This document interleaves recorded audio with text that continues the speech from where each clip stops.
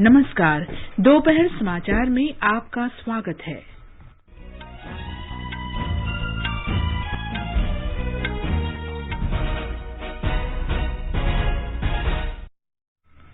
उत्तर प्रदेश विधानसभा चुनाव के दूसरे चरण के लिए शांतिपूर्ण मतदान जारी। उत्तराखंड और गोवा विधानसभा चुनाव में एक ही चरण में हो रहा मतदान सुचारू रूप से चल रहा है। देश पुलवामा हमले के शहीदों को याद कर रहा है। प्रधानमंत्री और गृहमंत्री ने वीरों को श्रद्धांजलि दी। भाजपा के वरिष्ठ नेता और प्रधानमंत्री नरेंद्र मोदी ने उत्तर प्रदेश में एक जनसभा को संबोधित किया। वे दोपहर बाद पंजाब के जालंधर में भी एक रैली को संबोधित करेंगे। इसरो ने पृथ्वी अवलोकन उपग्रह EOS-4 सहित 3 उपग्रहों का सफलतापूर्वक प्रक्षेपण किया। प्रधानमंत्री ने वैज्ञानिकों को बधाई दी। वित्त मंत्री निर्मला सीतारामन ने कहा, सरकार और भारतीय रिजर्व बैंक क्रिप्टो करेंसी पर संयुक्त रूप से निर्णय लेंगे। वाणिज्य और उद्योग मंत्रालय ने कहा, मुद्रास्फीति पर आधारित थोक मूल्य सूचकांक में लगातार गिरावट आ रही है। संस्कृति मंत्रालय कल हैदराबाद में भारत में संग्रहालयों की पुनर्कल्पना पर अपनी तरह का पहला 2 दिवसीय वैश्विक शिखर सम्मेलन आयोजित करेगा। राष्ट्रव्यापी टीकाकरण अभियान के अंतर्गत 172 करोड़ 95 लाख से अधिक कोविड रोधी टीके लगाए गए। स्वस्थ होने की दर 97.68% हुई और भारत तथा न्यूजीलैंड के बीच दूसरा एक दिवसीय अंतर्राष्ट्रीय महिला क्रिकेट मैच कल न्यूजीलैंड के क्वींसटाउन में खेला जाएगा।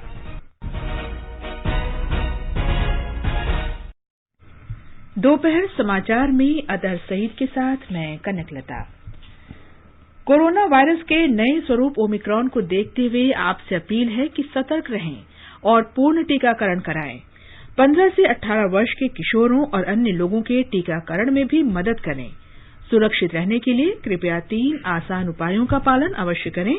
मास्क लगाएं, 2 गज की सुरक्षित दूरी बनाए रखें, हाथ और चेहरा साफ रखें। कोविड से संबंधित किसी भी जानकारी और मार्गदर्शन के लिए राष्ट्रीय हेल्पलाइन नंबर 011-2397-8046 और 1075 पर संपर्क करें। देश के 75वें स्वाधीनता दिवस समारोहों के उपलक्ष्य में आजादी का अमृत महोत्सव के अंतर्गत सरकार अनेक गतिविधियों का आयोजन कर रही है। इस अवसर को जन उत्सव के रूप में मनाते हुए आकाशवाणी समाचार स्वाधीनता संग्राम और उसके गौरवशाली इतिहास पर विशेष प्रश्नोत्तरी कार्यक्रम प्रसारित कर रहा है। ये क्विज 15 अगस्त 2022 तक प्रत्येक सोमवार और मंगलवार को समाचार प्रभात में शामिल होगा। भारतीय डाक विभाग अमृत महोत्सव क्विज में आकाशवाणी के साथ सहयोगी के रूप में शामिल है। आज अमृत महोत्सव क्विज का 53वां प्रश्न है, केरल से आजाद हिंद फौज के उस क्रांतिकारी का नाम बताएं जिसे अंग्रेजों ने मात्र 26 वर्ष की आयु में फांसी दी थी, जो मलाया में गुप्तचर एजेंट का प्रशिक्षण लेने के बाद 1942 में भारत आए थे ताकि ब्रिटिश योजना और सेनाओं की गतिविधि की जानकारी ली जा सके। श्रोता अपने उत्तर व्हाट्सएप नंबर 8826546262 पर भेज सकते हैं या हमें इस पते पर ईमेल कर सकते हैं amritmahotsav@prasarbharati.gov.in। एक भाग्यशाली प्रतिभागी को विजेता चुना जाएगा और कल के समाचार प्रभात में उनके नाम की घोषणा की जाएगी। विजेता को प्रमाण पत्र और पुरस्कार दिया जाएगा। अब समाचार विस्तार से। उत्तर प्रदेश विधानसभा चुनाव में दूसरे चरण का मतदान हो रहा है। आज ही गोवा तथा उत्तराखंड में एक ही चरण में मतदान कराया जा रहा है। उत्तर प्रदेश में 55 विधानसभा सीटों के लिए 586, जबकि गोवा की 40 सीटों के लिए 301 और उत्तराखंड में 70 सीटों के लिए 632 उम्मीदवार मैदान में हैं। दोपहर 1 बजे तक गोवा में 44% से अधिक, उत्तर प्रदेश में 39 और उत्तराखंड में 35% से अधिक मतदान की खबर है। तीनों राज्यों में शाम 6 बजे तक वोट डाले जा सकेंगे। 70 सदस्यों वाले उत्तराखंड विधानसभा के लिए मतदान चल रहा है। उत्तराखंड के राज्यपाल सेवानिवृत्त लेफ्टिनेंट जनरल गुरमीत सिंह ने कहा है कि लोकतंत्र को मजबूत करने के लिए हर वोट कीमती है। उन्होंने सभी से मतदान करने की अपील की। मुख्यमंत्री पुष्कर सिंह धामी और उनकी पत्नी ने खटीमा में वोट डाला। उन्होंने सभी से मतदान की अपील की है। मुख्य चुनाव अधिकारी सौजन्या ने बताया कि राज्य में शांतिपूर्ण मतदान जारी है। ताजा जानकारी के लिए चलते हैं उत्तराखंड में हमारे संवाददाता राघवेश पांडे के पास। राघवेश जी जी, मतदान किस गति से चल रहा है?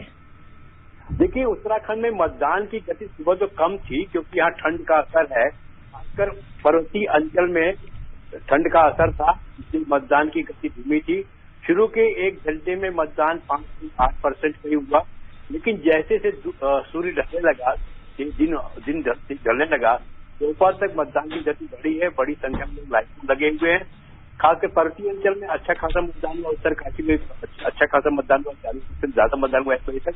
तो यूँ कहा जाए कि जैसे जैसे ठंड कम हुई, मतदाता घर से बाहर निकले और बड़ी संख्या में मतदान केंद्रों में, चूंकि कोविड प्रोटोकॉल का पालन सुनिश्चित किया जा रहा है, इससे सामाजिक दूरी बनाई गई है, लंबी लंबी लाइनें लगी हुई हैं, उनको मास्क दिया जा रहा है, उनका टेम्परेचर टेस्ट किया जा रहा है और ग्लव्स लगा के मतदान की अनुमति दी जा रही है, ताकि वो ग्लव्स जो मतदाता एक बार यूज करें उनको बाहर हटा दिया जा रहा है। जी राघवेश जी, प्रमुख उम्मीदवार कौन कौन से हैं उत्तराखंड में? देखिए, बड़ा रोचक मुकाबला है। प्रमुख उम्मीदवारों की बात की जाए तो मुख्यमंत्री पुष्कर सिंह धामी खटीमा से लड़ रहा है, जबकि जो पूर्व मुख्यमंत्री हैं और कांग्रेस का चेहरा अपने को दावा करते कांग्रेस चेहरा हरीश रावत, वो लड़ रहे हैं लालकुआं से। इसमें गणेश गोदिया लड़ रहे हैं पौड़ी गढ़वाल जिले में। हरिद्वार में लड़ रहे हैं मदन कौशिक भाजपा प्रदेश अध्यक्ष हैं, गोदिया कांग्रेस प्रदेश अध्यक्ष हैं। नेता प्रतिपक्ष रहे हैं प्रीतम सिंह लड़ रहे हैं चक्राता से। तो जल्द कहा जाए कई प्रमुख उम्मीदवार हैं और इसके अलावा राज्य सरकार के मंत्री, विभिन्न दलों के पदाधिकारी, यूपीडी के पदाधिकारी और कहा जाए आप पार्टी पदाधिकारी, सब मिलकर कई सारे प्रमुख नेता चुनाव मैदान में अपना भाग्य आजमा रहे हैं। जानकारी के लिए धन्यवाद राघवेश। उत्तर प्रदेश में विधानसभा चुनाव के दूसरे चरण का मतदान शांतिपूर्वक जारी है। इस चरण में राज्य के 9 जिलों की 55 सीटों के लिए वोट डाले जा रहे हैं। कोविड महामारी के मद्देनजर स्वतंत्र, निष्पक्ष और कोरोना मुक्त मतदान के लिए सभी आवश्यक प्रबंध किए गए हैं। इस चरण में आज 1 करोड़ 8 लाख पुरुष और 94 लाख महिला तथा 1269 थर्ड जेंडर मतदाता 69 महिला उम्मीदवारों सहित 586 उम्मीदवारों के राजनीतिक भाग्य का फैसला करेंगे। और अधिक जानकारी के लिए चलते हैं हमारे लखनऊ संवाददाता सुशील चंद्र तिवारी के पास। सुशील जी, मतदान के लिए सुरक्षा के क्या प्रबंध हैं? देखिए कनक, सुरक्षा के पुख्ता इंतजाम किए गए हैं और इस चरण में जिन 55 सीटों पर आज वोट पड़ रहे हैं उनमें तमाम ऐसे मतदेय स्थल भी हैं जिन्हें संवेदनशील माना गया है, तो उन स्थानों पर विशेष सुरक्षा इंतजाम किए गए हैं। पुलिस लगातार चौकसी बरत रही है। कुछ जगहों पर छिटपुट घटनाओं को छोड़ करके मतदान शांतिपूर्ण चल रहा है। इस चरण में मुख्य उम्मीदवार कौन कौन से हैं? कनक, अगर हम प्रमुख उम्मीदवारों की बात करते हैं तो इस चरण में जो मौजूदा योगी सरकार है उस सरकार के कई मंत्री चुनाव लड़ रहे हैं, जैसे कि शाहजहांपुर से सुरेश खन्ना चुनाव लड़ रहे हैं, बलदेव सिंह औलख हैं वो रामपुर से चुनाव लड़ रहे हैं, रामपुर जिले से। वहीं गुलाब देवी हैं वो चुनाव लड़ रही हैं। तो कई मंत्री वर्तमान मंत्री भी हैं। एक पूर्व मंत्री धर्मपाल सिंह सिंचाई मंत्री थे, वो भी चुनाव लड़ रहे हैं। इसके अलावा हाल ही में समाजवादी पार्टी में शामिल हुए जो पूर्व मंत्री भाजपा सरकार में थे धर्म सिंह सैनी, वो सहारनपुर से चुनाव लड़ रहे हैं। बरेली की पूर्व मेयर सुनीता एरन चुनाव लड़ रही हैं। तो तमाम दिग्गज उम्मीदवार हैं जिनकी प्रतिष्ठा इस चुनाव में दांव पर है, लेकिन सबकी निगाहें जो है वो रामपुर जिले पर हैं, जहां समाजवादी पार्टी के कद्दावर नेता आजम खान जो कि जेल में है वो रामपुर सीट से चुनाव लड़ रहे हैं। वहीं स्वार टांडा रामपुर की ही एक और सीट है जहां से उनके बेटे अब्दुल्ला आजम चुनाव लड़ रहे हैं और ये सीट इसलिए भी महत्वपूर्ण है क्योंकि भाजपा का जो गठबंधन है अपना दल के साथ, तो गठबंधन के पहले इकलौते मुस्लिम उम्मीदवार हैदर अली खान वो इस सीट से अब्दुल्ला आजम को टक्कर दे रहे हैं, वो अपना दल के प्रत्याशी हैं। तो कुल मिलाकर के कई बड़े दिग्गजों की किस्मत का फैसला आज मतदाता कर रहे हैं। जानकारी के लिए धन्यवाद। गोवा में विधानसभा की 40 सीटों के लिए 26 महिलाओं सहित 301 उम्मीदवार मैदान में हैं। इनमें से एक सीट अनुसूचित जाति के लिए आरक्षित है। गोवा में कुल 11,60,000 मतदाता हैं। एक ही चरण में होने वाले मतदान के लिए राज्य भर में 1,722 केंद्र बनाए गए हैं। महामारी को देखते हुए चुनाव आयोग ने सभी विधानसभा क्षेत्रों में मतदान का समय 1 घंटा बढ़ाने का फैसला किया है। गोवा मतदान की ताजा जानकारी के लिए बात करते हैं वहां मौजूद हमारे संवाददाता केके लाल से। केके लाल, गोवा में मतदान कैसा चल रहा है और खासकर ये बताइए कि युवा मतदाताओं में कितना उत्साह है? कनक, वैलेंटाइन डे के दिन मतदान होने से युवा मतदाता काफी खुश दिख रहे हैं। पहली बार जो वोट डालने आए हैं वो बहुत खुश हैं। मैंने मतदान केंद्रों पर जब कुछ युवा मतदाताओं से बात किया तो उन्होंने उत्साहित होकर कहा, वैलेंटाइन डे होने के कारण वोट डालने का मजा 2 गुना हो गया है। कनक, गोवा के सभी 40 विधानसभा क्षेत्रों में इस समय मतदान शांतिपूर्वक चल रहा है। चुनाव आयोग की तरफ से मतदान केंद्रों पर व्यापक इंतजाम किए गए हैं। सीनियर सिटीजन की सुविधा का ध्यान रखा गया है। दिव्यांग और बुजुर्ग मतदाताओं को लाइन में खड़ा होकर इंतजार नहीं करना पड़ रहा है। मतदान कर्मियों की मदद से उन्हें वोट डालने में सहायता दी जा रही है। 100 से अधिक वैसे मतदान केंद्र बनाए गए हैं जहां केवल महिलाएं ही वोट डाल सकती हैं। 40 मॉडल मतदान केंद्र और 153 पोलिंग स्टेशन बनाए गए हैं। कनक, के लाल जी, पिछले 5 साल में गोवा का जो राजनीतिक घटनाक्रम रहा है उसे देखते हुए सारे देश की निगाहें गोवा विधानसभा चुनाव पर हैं। आप इस चुनाव को किस तरह देख रहे हैं? गोवा एक छोटा सा राज्य है, लेकिन दल बदल को लेकर के यहाँ राजनीति इस कदर है कि बड़े बड़े राजनीतिक के जानकार भी अंदाज नहीं लगा पाते हैं कि चुनाव के बाद की स्थिति क्या होगी। आप दल बदल को लेकर सभी दल सतर्क हैं, सभी दलों की निगाहें इस ओर लगी हुई है। दलों के नेता अभी से ही जो चुनाव लड़ रहे हैं उम्मीदवारों की हर एक गतिविधियों पर नजर बनाए हुए हैं। और कनक, मैं ये बता दूं, चुनाव प्रचार के दौरान जितने विभिन्न दलों के नेता प्रचार में ज्यादा रुचि नहीं लिए, उससे ज्यादा उनका ध्यान जो चुनाव उम्मीदवार लड़ रहे हैं उनको एकजुट करने में था। कोई शपथ दिलवा रहा था, कोई एफिडेविट धरवा रहा था कि चुनाव के बाद अगर परिणाम होगा तो वो दल छोड़ के नहीं जाएंगे। कोई मंदिर जा रहे थे, गिरजाघर जा रहे थे, वहां पर संकल्प ले रहे थे कि इस बार चुनाव के बाद हम दल नहीं बदलेंगे। कनक, जानकारी के लिए धन्यवाद के लाल जी। प्रधानमंत्री नरेंद्र मोदी ने उत्तराखंड, गोवा और उत्तर प्रदेश के मतदाताओं से अपील की है कि वे आज के मतदान में अपने अधिकार का इस्तेमाल अवश्य करें। एक ट्वीट में श्री मोदी ने इन क्षेत्र के मतदाताओं का आह्वान किया कि वे लोकतंत्र के इस पर्व में बढ़ चढ़कर हिस्सा लें। गृहमंत्री अमित शाह ने भी मतदान की अपील की है। एक ट्वीट में श्री शाह ने कहा कि केवल स्थिर और भ्रष्टाचार मुक्त सरकार राज्य में विकास सुनिश्चित कर सकती है। ये समाचार हमारी वेबसाइट newsonair.com/hindi और हमारे mobile app news on AIR पर भी उपलब्ध हैं। सुनो ना, हाँ, सोच रहा हूँ अपना बिजनेस क्यों न बढ़ा लूं। तो रोका किसने है? हाँ? रोका तो किसी ने नहीं, पर समझ नहीं आ रहा कि मदद किससे मांगूं। मुझसे। तुमसे? तो अच्छा बताओ फिर। आकाशवाणी है ना, मैंने सुना है उसका नेटवर्क देश भर में फैला है। पर उससे मेरा क्या फायदा? देखो, फायदा है, जिस शहर में चाहो विज्ञापन की मदद से उपभोक्ताओं तक पहुंच जाओ। पर अब ये भी तो बता दो कि आकाशवाणी से संपर्क कैसे करूं? बहुत आसान है, मैं बताती हूँ। नंबर नोट करो, 870-001-4242। ओह, 870-001-4242।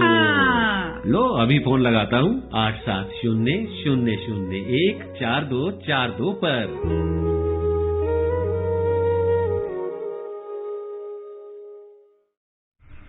दोपहर समाचार में आपका फिर स्वागत है। उत्तर प्रदेश के तीसरे चरण और पंजाब में एक ही चरण में होने वाले विधानसभा चुनाव का प्रचार जोरों पर है। घर घर जाकर जनसंपर्क कार्यक्रम के माध्यम से प्रचार किया जा रहा है। उत्तर प्रदेश में 5 चरणों के उम्मीदवारों के नाम तय होने के बाद स्टार प्रचारक और विभिन्न राजनीतिक दलों के प्रमुख नेता जन रैलियों में जुटे हैं। उधर मणिपुर में भी चुनावी गतिविधियां तेज हो रही हैं। उत्तर प्रदेश में 5वें चरण और मणिपुर में पहले चरण के मतदान में बहुकोणीय मुकाबला होने की स्थिति बन गई है। उत्तर प्रदेश में 7वें और अंतिम चरण के विधानसभा चुनाव के लिए पर्चे भरे जा रहे हैं। पंजाब में एक ही चरण में होने वाले मतदान के लिए 1304 उम्मीदवार मैदान में हैं। कोविड मामलों में गिरावट को देखते हुए निर्वाचन आयोग ने चुनाव वाले राज्यों में प्रचार में ढील दी है। संशोधित निर्देशों के अनुसार इन राज्यों में सुबह 6 बजे से रात 10 बजे तक प्रचार किया जा सकेगा। उम्मीदवारों को प्रचार के दौरान राज्य आपदा प्रबंधन प्राधिकरण के कोविड दिशा निर्देशों का पालन करना होगा। भारतीय जनता पार्टी के वरिष्ठ नेता और प्रधानमंत्री नरेंद्र मोदी ने कहा है कि इन चुनावों में मुस्लिम महिलाएं भी भाजपा का समर्थन कर रही हैं, क्योंकि पार्टी उनके कल्याण और सुरक्षा के लिए काम कर रही है। प्रधानमंत्री ने उत्तर प्रदेश के कानपुर देहात जिले में भाजपा उम्मीदवारों के पक्ष में एक रैली को संबोधित करते हुए ये बात कही। समाजवादी पार्टी प्रमुख अखिलेश यादव ने बुंदेलखंड के झांसी जिले में चुनाव प्रचार किया। मतदाताओं और पार्टी कार्यकर्ताओं की सभा को संबोधित करते हुए उन्होंने कहा कि बुंदेलखंड ने वर्ष 2017 में भाजपा का समर्थन किया था, लेकिन पार्टी ने क्षेत्र के विकास के लिए कुछ नहीं किया। भारतीय जनता पार्टी के वरिष्ठ नेता और प्रधानमंत्री नरेंद्र मोदी आज दोपहर बाद पंजाब के जालंधर में भी एक जनसभा को संबोधित करेंगे। पंजाब पुलिस ने आज प्रधानमंत्री नरेंद्र मोदी के जालंधर दौरे के लिए सुरक्षा के पुख्ता इंतजाम किए हैं। हजारों पुलिसकर्मियों को रैली स्थल के आसपास तैनात किया गया है। पंजाब के मुख्य सचिव और पुलिस महानिदेशक ने कल सुरक्षा प्रबंधों की समीक्षा की। अपर पुलिस महानिदेशक प्रमोद भान ने बताया कि सुरक्षा प्रोटोकॉल के तहत सभी इंतजाम किए गए हैं। इस बीच संयुक्त किसान मोर्चा के आह्वान पर किसानों ने जालंधर में प्रधानमंत्री के दौरे के दौरान शांतिपूर्ण विरोध की घोषणा की है। पश्चिम बंगाल में सभी 4 नगर निगमों के स्थानीय निकाय चुनाव में तृणमूल कांग्रेस की बड़ी जीत तय है। पार्टी 3 नगर निगमों सिलीगुड़ी, विधाननगर और चंदननगर में पहले ही जीत चुकी है।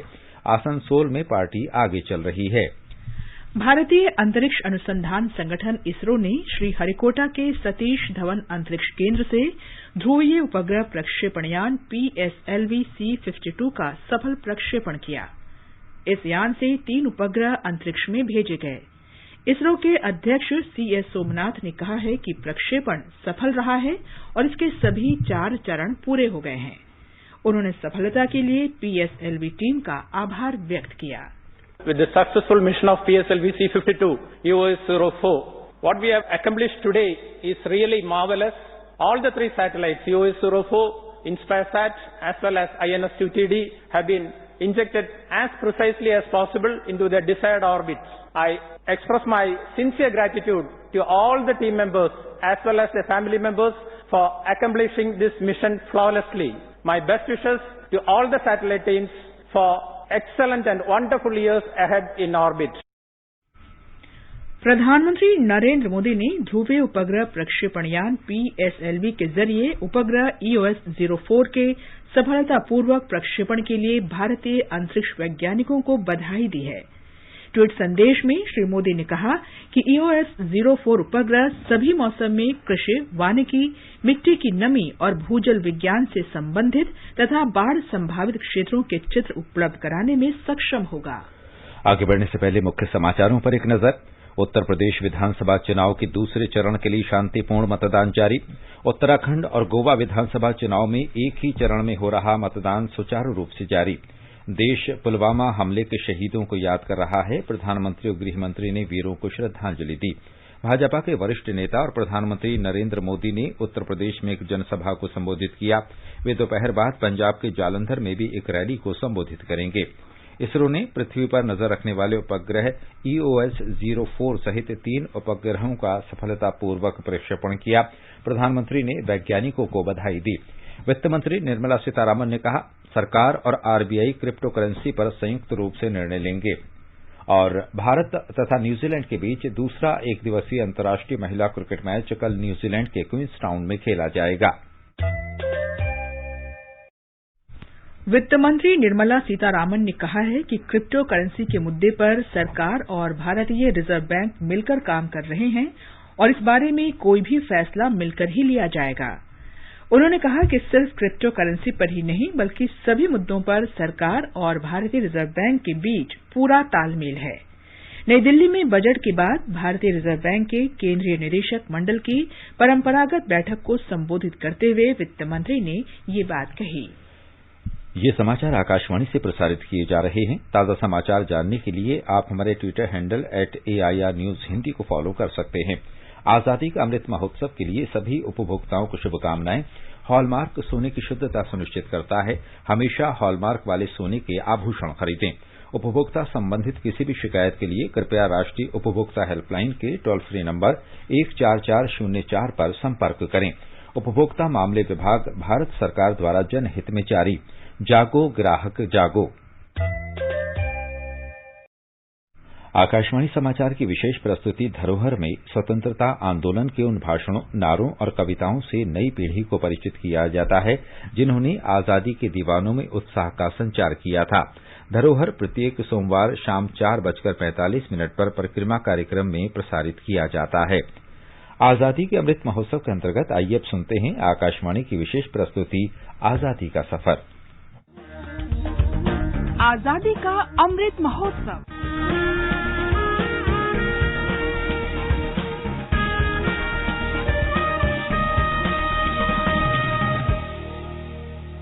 आजादी का सफर आकाशवाणी के साथ। भारत का गौरवशाली स्वतंत्रता संग्राम आधुनिक विश्व के अब तक के सबसे बड़े संघर्षों में से एक है। आकाशवाणी समाचार आपके लिए प्रतिदिन इस संग्राम की एक झलक लेकर आता है।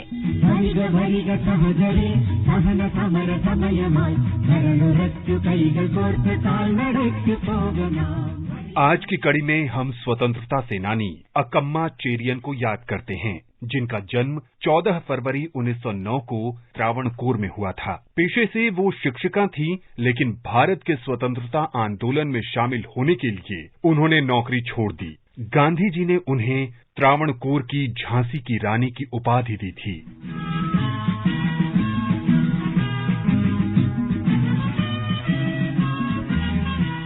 अगस्त 1938 में त्रावणकोर राज्य कांग्रेस ने एक प्रदर्शन का आह्वान किया था, जिसे त्रावणकोर के दीवान ने दबा दिया।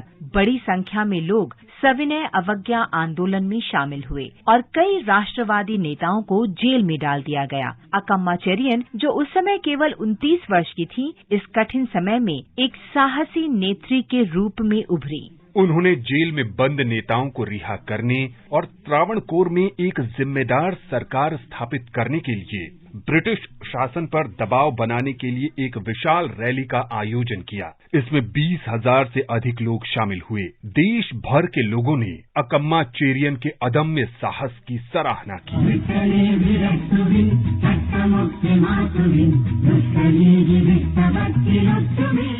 अकम्मा ने एक महिला स्वयं सेवी सैन्य दल देश सेविका संघ का आयोजन किया। 24 दिसंबर 1939 को उन्होंने त्रावणकोर राज्य कांग्रेस के वार्षिक सम्मेलन में भाग लिया, जिसके लिए ब्रिटिश सरकार ने उन्हें 1 वर्ष के कारावास की सजा सुनाई। रिहाई के बाद वो त्रावणकोर कांग्रेस की अध्यक्ष चुनी गईं। अपने अध्यक्षीय भाषण में उन्होंने भारत छोड़ो प्रस्ताव का स्वागत किया। अकम्मा को अंग्रेजों के खिलाफ विरोध प्रदर्शन करने के लिए कई बार गिरफ्तार किया गया, लेकिन वो रुकी नहीं और उन्होंने संघर्ष जारी रखा।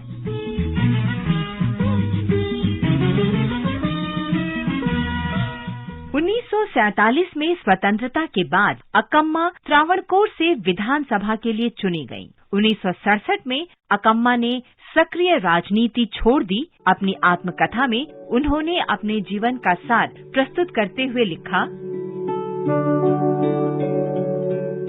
शेक्सपियर ने कहा है कि दुनिया एक मंच है और सभी पुरुष और महिलाएं केवल किरदार हैं, लेकिन मेरे लिए ये जीवन एक लंबा संघर्ष है। रूढ़िवादी व्यवस्था, सामाजिक अन्याय और स्त्री पुरुष भेदभाव के खिलाफ। अकम्मा चेरियन ने 5 मई 1982 को अपनी मृत्यु तक लोगों की भलाई के लिए काम करना जारी रखा।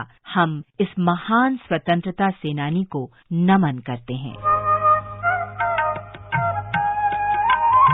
जगातील शास्त्रज्ञ आणि काही भारतीय शास्त्रज्ञ असं म्हणत असतात की या 21व्या शतकामध्ये अन्नधान्य आणि पाण्याची टंचाई यांची तीव्रता या देशाला जाणवेल आणि या शतकाच्या अखेरीला कित्येक लोक भूक बळी पडलेले असतील, पडत राहतील आणि पाण्याच्या शिवाय माणसं तडफडतील। हम राष्ट्रवादी मोहन धारिया को भी आज याद करते हैं, जिनका जन्म 14 फरवरी 1925 को महाराष्ट्र के रायगढ़ जिले में हुआ था।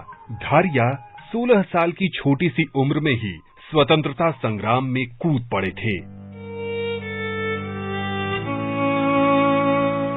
1942 में मोहन धारिया और उनके साथियों ने सशस्त्र हमले के साथ रायगढ़ के महाड़ की तहसील कचहरी पर कब्जा करने की कोशिश की। छापेमारी के दौरान एक सरकारी अधिकारी सहित 5 लोगों की मौत हो गई। इसके तुरंत बाद मोहन धारिया भूमिगत हो गए, लेकिन अंततः पुलिस ने उन्हें पकड़ लिया और जेल में डाल दिया। सजा पूरी करने के बाद उन्होंने जंजीरा रियासत को सिद्दी शासकों से मुक्त करने के लिए लोक सेना संगठन की स्थापना की। आजादी के बाद मोहन धारिया राजनीति में शामिल हो गए और कई बार संसद के लिए चुने गए। वो सामाजिक कार्यों से भी जुड़े रहे। आकाशवाणी इस महान स्वतंत्रता सेनानी को नमन करता है।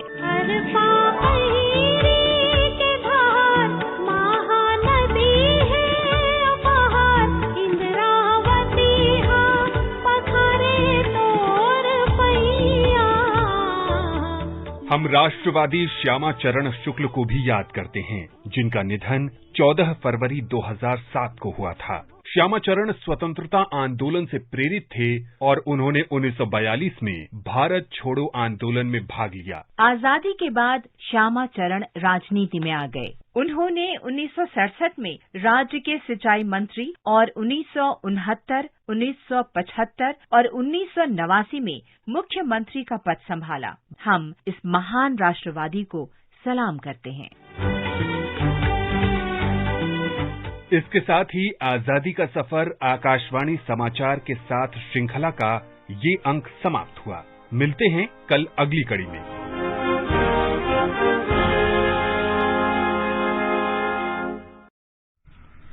वाणिज्य और उद्योग मंत्रालय ने कहा है कि मुद्रास्फीति पर आधारित थोक मूल्य सूचकांक में लगातार गिरावट आ रही है। पिछले महीने मुद्रास्फीति की वार्षिक दर 12.96% दर्ज की गई। मंत्रालय ने बताया है कि नवंबर 2021 में मुद्रास्फीति की दर 14.87% दर्ज होने के बाद से इसमें गिरावट जारी है। दिसंबर महीने में ये दर 13.56% हो गई थी। संस्कृति मंत्रालय इस महीने की 15 और 16 तारीख को हैदराबाद में भारत में संग्रहालयों की पुनर्कल्पना पर अपनी तरह के पहले वैश्विक शिखर सम्मेलन का आयोजन कर रहा है। 2 दिन के शिखर सम्मेलन का उद्घाटन पूर्वोत्तर क्षेत्र के संस्कृति, पर्यटन और विकास मंत्री जी किशन रेड्डी करेंगे। राष्ट्रव्यापी कोविड टीकाकरण अभियान के अंतर्गत अब तक 172 करोड़ 95 लाख से अधिक टीके लगाए जा चुके हैं। स्वास्थ्य मंत्रालय ने बताया कि कल 11,66,000 से अधिक टीके लगाए गए। संक्रमण से ठीक होने की दर 97.68% है। बिहार में कोरोना संक्रमण में गिरावट को देखते हुए आज से कोविड संबंधी सभी प्रतिबंध हटा लिए गए हैं। गृह मंत्रालय ने सूचना प्रौद्योगिकी अधिनियम की धारा 69A के तहत 54 ऐप्स पर प्रतिबंध लगाने के लिए विदेश मंत्रालय को सिफारिश दी है। देश पुलवामा हमले में सर्वोच्च बलिदान देने वाले जवानों को आज याद कर रहा है। वर्ष 2019 में आज ही के दिन हुए इस हमले में केंद्रीय रिजर्व पुलिस बल सीआरपीएफ के 40 जवान शहीद हो गए थे।